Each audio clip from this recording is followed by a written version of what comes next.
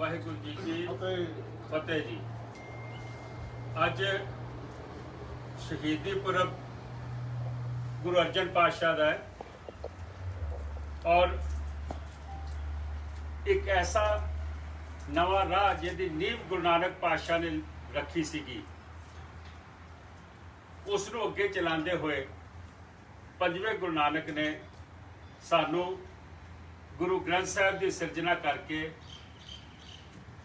अज जदों दसम पिता ने हुक्म कर दिता कि सब सिखन को हुक्म है गुरु मानियो ग्रंथ, उहदी रचना करके कौम के हवाले की और खाली रचना नहीं की।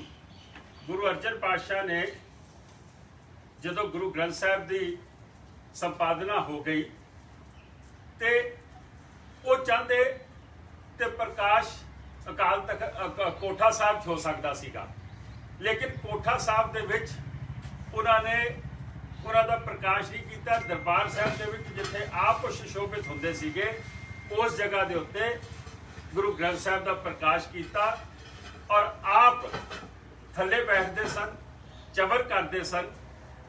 मैं समझदा कि शहादत का कारण भी गुरु ग्रंथ साहब बने।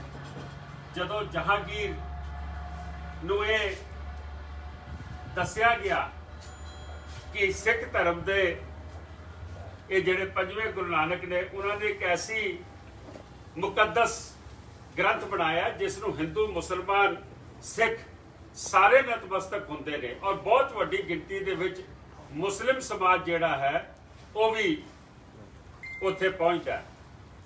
और जहांगीर ने अपनी ऑटोबायोग्राफी च लिखिया है कि जदों मैं राज दे उत्ते बैठा, तखत ते बैठा, तो सब तो पहला काम यह किया कि सिखा के पंजवें गुरु नूं मैं शहीद किया।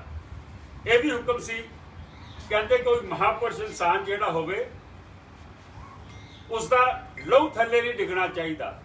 ऐसा तरीका लभ्या गया कि देग दे उत्ते बिठा के उत्तों गरम रेत पा के थले अग लगा के शहीद किया गया और शहादत का कारण गुरु ग्रंथ साहब बने।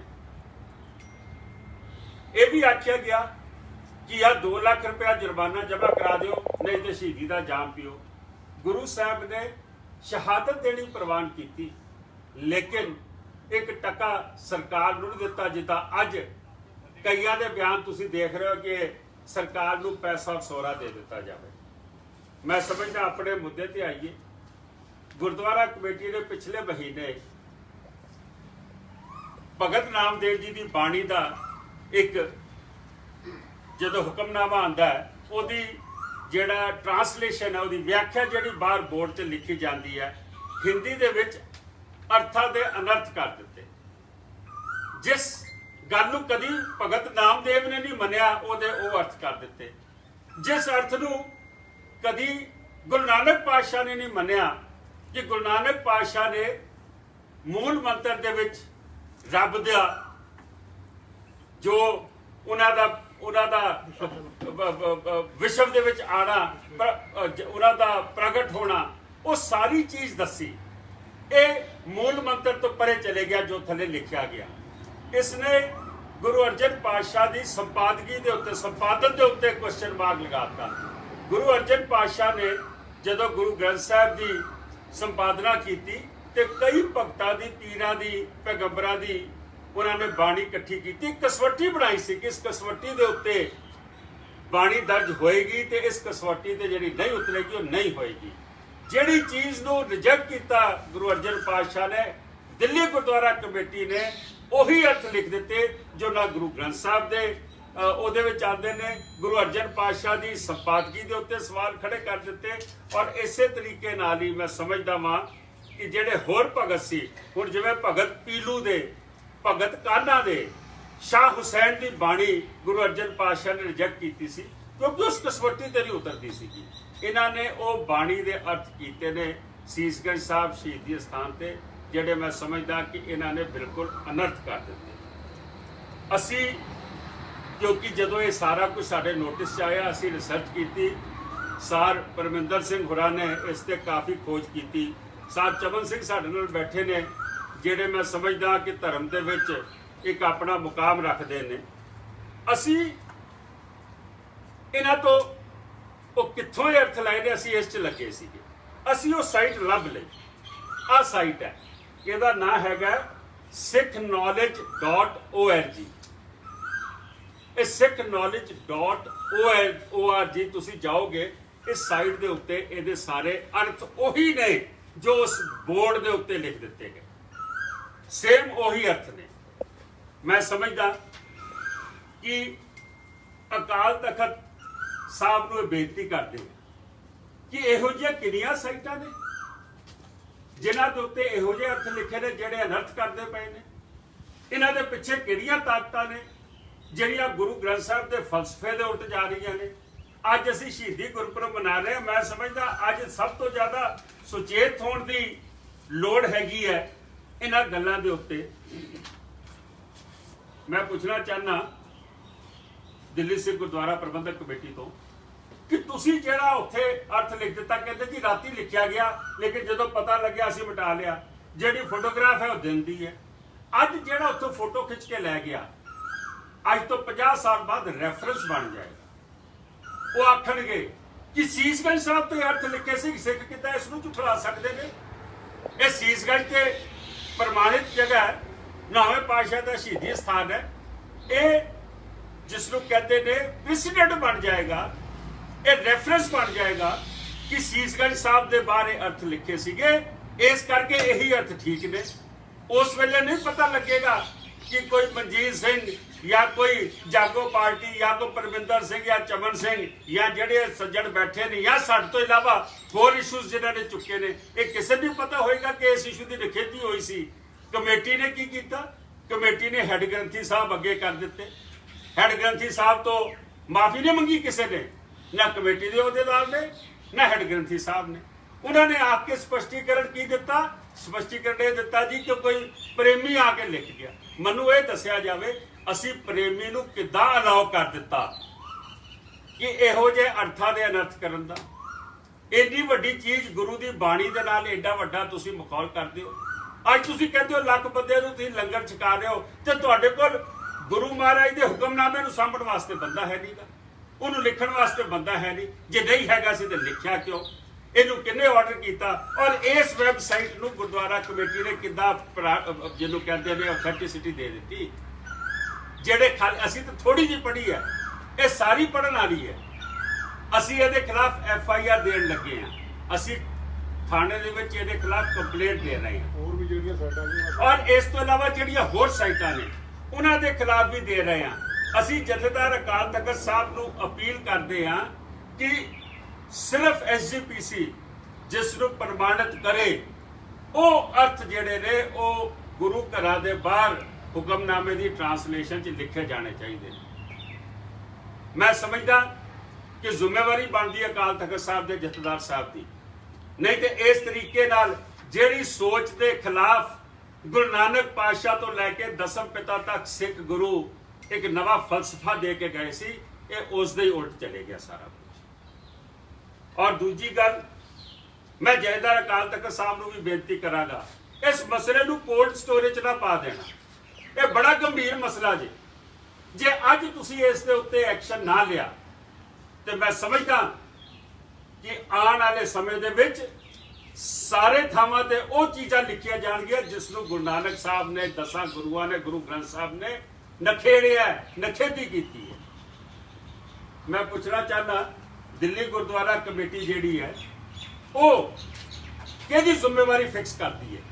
ਅਹੁਦੇਦਾਰ ਸਾਹਿਬ ਦੀ, ਗ੍ਰੰਥੀ ਸਾਹਿਬਾਨ ਦੀ? ਗ੍ਰੰਥੀ ਜਿਹੜੇ ਹੈੱਡ ਗ੍ਰੰਥੀ ਨੇ, ਮਾਫ ਕਰਨਾ, ਉਹ ਤੁਹਾਡੇ ਤੋਂ ਤਨਖਾਹ ਲੈਂਦੇ ਨੇ ਔਰ ਤੁਸੀਂ ਉਹਨਾਂ ਦੀ ਬਦਲੀ ਕਰਨੀ ਹੋਵੇ, ਉਹਨਾਂ ਦੇ ਮਕਾਨ ਦਾ ਇਸ਼ੂ ਹੋਵੇ, ਉਹਨਾਂ ਦੀ ਤਨਖਾਹ ਦਾ ਇਸ਼ੂ ਹੋਵੇ, ਇਹ ਤੇ ਸਾਰਿਆਂ ਨੂੰ ਪਤਾ ਹੈ ਕਿ ਗੁਰੂ ਅਸਥਾਨਾਂ ਤੇ ਬੈਠ ਕੇ ਹੈੱਡ ਗ੍ਰੰਥੀ ਸਾਹਿਬਾਨ ਨੂੰ ਮਜਬੂਰ ਕੀਤਾ ਗਿਆ ਝੂਠ ਬੋਲਣ ਵਾਸਤੇ ਕਿ ਜਿਹੜਾ ਨਗਰ ਕੀਰਤਨ ਪਾਕਿਸਤਾਨ ਦੀ ਪਰਮਿਸ਼ਨ ਨਹੀਂ ਸੀ ਉਹਦੇ ਵਾਸਤੇ ਸੋਨਾ ਦਾ ਪੈਸਾ ਇਕੱਠੇ ਕਰਦੇ ਨੇ। ਮੈਂ ਆਪਣੀ ਇਹ ਰਾਏ ਰੱਖਦਾ, ਜੇ ਕੌਮ ਮੇਰੇ ਨਾਲ ਸਹਿਮਤ ਹੈ ਤੇ ਇਸ ਗੱਲ ਤੇ ਤਿਆਰ ਹੋਵੋ। ਕੋਈ ਵੀ ਗ੍ਰੰਥੀ ਸਾਹਿਬਾਨ ਤਾਬਿਆਂ ਦੇ ਵਿੱਚੋਂ ਕੋਈ ਲੈਕਚਰ ਨਹੀਂ ਕਰ ਸਕਦਾ, ਕੋਈ ਵਿਖਿਆਨ ਨਹੀਂ ਕਰ ਸਕਦਾ। ਅਗਰ ਕੋਈ ਵਿਖਿਆਨ ਹੋਣਾ ਗੁਰੂ ਗ੍ਰੰਥ ਸਾਹਿਬ ਦਾ ਹੋਏਗਾ, ਗੁਰਬਾਣੀ ਦਾ ਹੋਏਗਾ। ਜੇ ਕਿਸੇ ਨੇ ਬੋਲਣਾ ਤਾਂ ਸਾਹਮਣੇ ਆ ਕੇ ਬੋਲੇ। ਗੁਰੂ ਮਹਾਰਾਜ ਦੀ ਤਾਬਿਆ 'ਚ ਬੈਠ ਕੇ ਤੁਹਾਨੂੰ ਕੋਈ ਗੱਲ ਕਰਨ ਦਾ ਕੋਈ ਅਖਤਿਆਰ ਨਹੀਂ। ਬੋਲੇ ਸੋ ਨਿਹਾਲ। ਮੈਂ ਸਮਝਦਾ ਅਕਾਲ ਤਖਤ ਸਾਹਿਬ ਦੇ ਜਥੇਦਾਰ ਸਾਹਿਬ ਦੀ ਖਬਰ ਲੱਗੀ ਹੈ ਪਰਸੋਂ ਇੱਕ ਅਖਬਾਰ 'ਚ ਪੰਜਾਬ ਦੇ ਵੱਡੇ 'ਚ ਕਿ ਸ਼੍ਰੋਮਣੀ ਕਮੇਟੀ ਨੇ 2 ਕਮਰੇ ਦਿੱਤੇ ਹੋਏ ਨੇ। ਹੁਣ ਅਕਾਲ ਤਖਤ ਸਾਹਿਬ ਦਾ ਜਥੇਦਾਰ ਹੋਵੇ, ਉਹ ਕੌਮ ਦਾ ਸਰਵਾ ਹੋਵੇ, ਉਹ ਜਥੇਦਾਰ ਜੇ ਹੁਕਮ ਕਰ ਦੇਵੇ ਤੇ ਕੌਮ ਸਾਰੀ ਇੱਕੋ ਲਾਈਨ 'ਚ ਖੜੀ ਹੋ ਜਾਂਦੀ ਹੈ ਤੇ ਉਸ ਨੂੰ ਸ਼੍ਰੋਮਣੀ ਕਮੇਟੀ ਦੇ ਕਲਰਕ ਜਾਂ ਅਫਸਰ ਜਾਂ ਉਹਦੇ ਅਹੁਦੇਦਾਰ ਸਾਹਿਬਾਨ ਉਸ ਦੀ ਪ੍ਰਮੋਸ਼ਨ, ਉਸ ਦੀ ਤਨਖਾਹ, ਉਸ ਦੀ ਛੁੱਟੀ, ਉਸ ਦਾ ਮਕਾਨ, ਉਸ ਦੀ ਗੱਡੀ, ਮੈਂ ਸਮਝਦਾ ਕਿ ਸਾਡੇ ਹੈੱਡ ਗ੍ਰੰਥੀ ਸਾਹਿਬਾਨ ਹੋਣ, ਸਾਡੇ ਜਥੇਦਾਰ ਸਾਹਿਬਾਨ ਹੋਣ ਤਖਤਾਂ ਦੇ, ਇਹਨਾਂ ਦੇ ਕੋਲ ਸਾਡੇ ਤੋਂ ਚੰਗੇ ਮਕਾਨ ਹੋਣੇ ਚਾਹੀਦੇ ਨੇ, ਇਹ ਕਮੇਟੀਆਂ ਨੂੰ ਦੇਣੇ ਚਾਹੀਦੇ ਨੇ। ਸਾਡੇ ਤੋਂ ਵਧੀਆ ਗੱਡੀਆਂ ਹੋਣੀਆਂ ਚਾਹੀਦੀਆਂ, ਇਹ ਸਹੂਲਤਾਂ ਇਹਨਾਂ ਕੋਲ ਹੋਣੀਆਂ ਚਾਹੀਦੀਆਂ ਔਰ ਇਹ ਕਮੇਟੀ ਦੇ ਦਾਇਰੇ ਚੋਂ ਬਾਹਰ ਇਹਨਾਂ ਨੂੰ ਹੋਣਾ ਚਾਹੀਦਾ ਤਾਂ ਕਿ ਇਹ ਕਿਸੇ ਵੀ ਪ੍ਰਧਾਨ ਦੇ ਦੱਸੇ ਹੋਏ ਝੂਠ ਸੱਚ ਨੂੰ ਗੁਰੂ ਮਹਾਰਾਜ ਦੇ ਹਜ਼ੂਰ ਬੈਠ ਕੇ ਨਾ ਬੋਲਣ। ਮੈਂ ਸਮਝਦਾ ਕਿ ਅਸੀਂ ਅੱਜ ਇਸ ਦੀ ਕੰਪਲੇਂਟ ਦੇਣ ਜਾ ਰਹੇ ਹਾਂ। ਹੋਰ ਸਾਈਟਾਂ ਵੀ ਅਸੀਂ ਲੱਭਾਂਗੇ ਜਿਨ੍ਹਾਂ ਦੇ ਉੱਤੇ ਇਹੋ ਜਿਹੀਆਂ ਗੱਲਾਂ ਹੈ ਨੇ ਔਰ ਉਹ ਅਸੀਂ ਪੁਲਿਸ ਵੀ ਜਾਵਾਂਗੇ, ਜਥੇਦਾਰ ਅਕਾਲ ਤਖਤ ਸਾਹਿਬ ਦੇ ਨੋਟਿਸ ਵੀ ਲੈ ਕੇ ਆਵਾਂਗੇ। ਮੈਂ ਇੱਕ ਵਾਰੀ ਸਰ ਚਮਨ ਸਿੰਘ ਨੂੰ ਕਹਾਂਗਾ ਕਿ ਉਹ ਇੱਕ ਵਾਰੀ ਫਿਰ ਪੜ੍ਹ ਕੇ ਦੱਸ ਦੇਣ ਉਸ ਦਿਨ ਹੁਕਮਨਾਮਾ ਕੀ ਸੀਗਾ ਔਰ ਉਹਦਾ ਜਿਹੜਾ ਮਤਲਬ ਹੈ ਉਹ ਕੀ ਸੀਗਾ। ਜਾਂ ਪਰਮਿੰਦਰ ਜੀ ਨੂੰ ਦੱਸਣਾ। ਪਰਮਿੰਦਰ ਜੀ ਤੁਸੀਂ ਪੜ੍ਹ ਕੇ ਦੱਸੋ ਜ਼ਰਾ ਇੱਕ ਵਾਰੀ। ਵਾਹਿਗੁਰੂ ਜੀ ਕਾ ਖਾਲਸਾ, ਵਾਹਿਗੁਰੂ ਜੀ ਕੀ ਫਤਿਹ। ਇਹ ਜੋ 17 ਅਪ੍ਰੈਲ ਨੂੰ ਜੋ ਹੁਕਮਨਾਮਾ ਗੁਰੂ ਗ੍ਰੰਥ ਸਾਹਿਬ ਤੋਂ ਜੋ ਆਇਆ ਹੈ 693 ਨੰਬਰ ਅੰਕ ਤੋਂ, ਇਹ ਜੋ ਗੁਰੂ ਗ੍ਰੰਥ ਸਾਹਿਬ ਦਾ ਹੁਕਮਨਾਮਾ ਹੈ, ਇਸ ਨੂੰ ਹਿੰਦੀ ਦੇ ਬੋਰਡ ਦੇ ਉੱਪਰ ਜੋ ਲਿਖਿਆ ਗਿਆ ਹੈ, ਇਸ ਦੇ ਜੋ ਅਰਥ ਕੀਤੇ ਗਏ ਨੇ ਉਹ ਅਰਥ ਗੁਰਮਤਿ ਦੇ ਅਨੁਕੂਲ ਨਹੀਂ ਨੇ। ਗੁਰਮਤਿ ਦੇ ਅਨੁਕੂਲ ਜੋ ਅਰਥ ਨੇ, ਜੋ ਪ੍ਰੋਫੈਸਰ ਸਾਹਿਬ ਸਿੰਘ ਨੇ ਟੀਕਾ ਕੀਤਾ ਗੁਰੂ ਗ੍ਰੰਥ ਸਾਹਿਬ ਦਰਪਣ ਦਾ, ਉਹ ਹਿੰਦੀ ਪੰਜਾਬੀ ਦੋਨਾਂ 'ਚ ਮੌਜੂਦ ਹੈ। ਪਰ ਪਤਾ ਨਹੀਂ ਇਹਨਾਂ ਨੇ ਕਿਸ ਕਰਕੇ ਇਹ ਵੈਬਸਾਈਟ ਤੋਂ ਅਰਥ ਚੁੱਕ ਕੇ ਇੱਥੇ ਜੋ ਕੀਤੇ ਨੇ, ਉਹ ਅਰਥ ਕਿਤੇ ਵੀ ਗੁਰਮਤਿ ਦੇ ਅਨੁਸਾਰ ਮੇਲ ਨਹੀਂ ਖਾਂਦੇ। ਇਹ ਆਪਣੇ ਹਿਸਾਬ ਨਾਲ ਇਹ ਕਹਿੰਦੇ ਨੇ ਕਿ ਜੋ ਬਾਣੀ ਨਾਮਦੇਵ ਜੀ ਦੀ ਹੈ, ਪਹਿਲ ਪੁਰੀਏ ਪੁੰਡਰਕ ਮਨਾ ਤਾਂਚੇ ਹੰਸਾ ਸਗਲਾ ਜਨਾ ਕ੍ਰਿਸ਼ਨਾ ਤੇ ਜਾਨੋ ਹਰ ਹਰ ਨਾਚੰਤੀ ਨਾਚਨਾ। ਹੁਣ ਇਹ अर्थ करते हैं कि सर्वप्रथम विष्णु जी की नाभि से कमल पैदा हुआ, फिर उस कमल में से ब्रह्मा जी पैदा हुए, फिर उस जगत के समस्त जीव ब्रह्मा जी से उत्पन्न हुए। आज पुरुष परमात्मा की पैदा की हुई सृष्टि माया में फंसकर जीवन रूपी नृत्य कर रही है। ये सेम अर्थ जिहड़े sikh.knowledge.org वैबसाइट के उपर पे ने और इस तरह साफ लगता है कि गुरुद्वारा कमेटी के जिसने भी मुलाजिम ने चुक के अर्थ किए ने वो इस वैबसाइट तो ले गए ने और यह किते ना किते सिख सिद्धांतां दी अवज्ञा और बड़ा वड्डा एक जो गुरु नानक साहब का फलसफा है और जो गुरु नानक साहब इस मसले के उपर जो एक ओंकार की बाणी दे एक ओंकार के जो हवाला देंदे ने कि ओंकार उत्पाती की गल जो करते हैं और जो बाकी गुरु साहबान ने भी की उस सिद्धांत की भी अवज्ञा और इस तरीके नाल किते ना किते असीं यह कह सकते हैं कि जिस चीज़ों को गुरु ग्रंथ साहब दे विच गुरु साहबाना ने खंडन किया उस चीज़ ने वैबसाइट ने इनू लिखिया और दिल्ली कमेटी दे अपना जो गुरु साहब के वजीर ने जो ग्रंथी सिंह ने और जिन्होंने भी इसनू प्रवान करके लिखवाया ये पाप के भागी ने और इस गुरुद्वारा कमेटी और अकाल तख्त साहब जो भी फैसला करे ये फैसला जरूर होना चाहिए कि आखिर इस दोषियों को सजा पश्चाताप कौन करेगा जो इतनी बड़ी गलती की गई है। बाकी प्रधान साहब आप दसूंगे। मैं समझता एक मिनट चमन जी कुछ कहना चाहते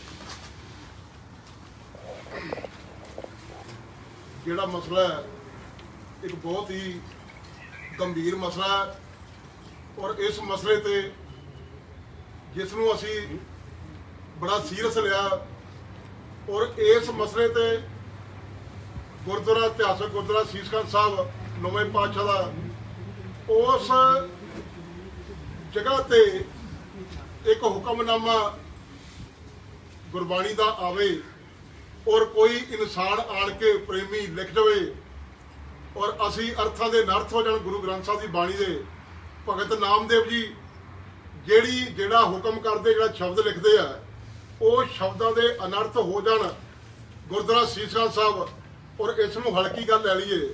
मैं समझदा कि गुरबाणी दे विच बहुत जगह आया जिवें गुरबाणी विच आया एका माई जुगत व्याई तिन चेले परवान एक संसारी एक भंडारी एक लाए दीवान गुरु ये उन्होंने गुरु साहब ने लिखा कि ये प्रचलित गल्लां हैगियां होर जगह ते लिखियां ਪਰ ਜੋ ਜੇ ਤੁਸੀਂ ਭਾਵੇਂ ਕਿਵੇਂ ਚਲਾਵੇ ਜਿਬ ਹੋਵੇ ਫਰਮਾਨ, ਜਿਵੇਂ ਉਹਨੂੰ ਚੰਗਾ ਲੱਗਦਾ ਇਸ ਸ੍ਰਿਸ਼ਟੀ ਨੂੰ ਚਲਾ ਰਿਹਾ, ਜਿਬ ਹੋਵੇ ਫਰਮਾਨ, ਜਿਵੇਂ ਉਹਦਾ ਕਾਨੂੰਨ ਹੈ, ਉਹਦਾ ਸਿਸਟਮ ਹੈ। ਬਹੁਤ ਜਗ੍ਹਾ ਤੇ ਗੁਰੂ ਗ੍ਰੰਥ ਸਾਹਿਬ ਲਿਖਿਆ ਆਪੇ ਹੀ ਆਪ ਸਭ ਆਪਣ ਖੇਲ ਦਿਖਾਇਆ। ਇਹ ਸਾਰਾ ਖੇਲ ਪਰਮਾਤਮਾ ਦਾ ਰਚਿਆ ਹੋਇਆ, ਕਿਸੇ ਇਨਸਾਨ ਨੇ ਨਹੀਂ।